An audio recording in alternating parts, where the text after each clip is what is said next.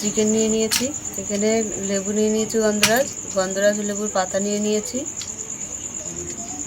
চিকেনটা আমরা তো আমাদের হবে গন্ধরাজ চিকেন পকোড়া। আমি চিকেনটা কেটে নেব।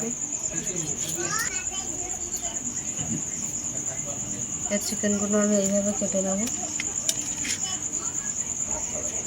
তো এখানে আমি 3টে লেবু পাতা নিয়েছি, 3টে কুচি করে কেটে নেব।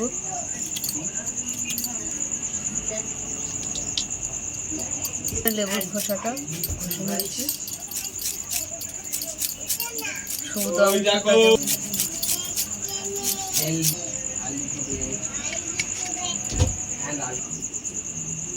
লেবুর রস দিয়ে দিলাম, ভাজা মশলা দিয়ে দিলাম, সরিষা সব আছে, ধনে ভাজা আছে, জিরে গোলমরিচ গুঁড়ো দিয়ে দিলাম, কর্নফ্লাওয়ার দিয়ে দিলাম, স্বাদ মতো নুন দিয়ে দিলাম, লাল গুঁড়ো লঙ্কা দিয়ে দিলাম, চাট মশলা দিয়ে দিলাম, আদা রসুন বাটা দিয়ে দিলাম,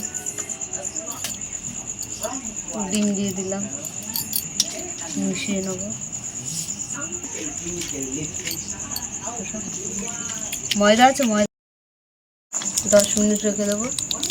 আমরা পকোড়াগুলো ভেজে নেব।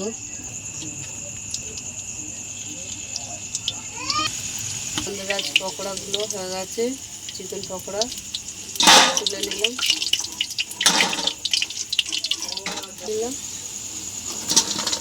আমাদের গন্ধরাজ পকোড়া হয়ে গেছে। তো তোমাদের কেমন লাগলো বলো, ভালো লাগলে লাইক করে দেবেন, শেয়ার করে দেবেন, কমেন্ট করে দেবেন, সাবস্ক্রাইব করে আমাদের পাশে থাকবেন। আজকের মতন টাটা।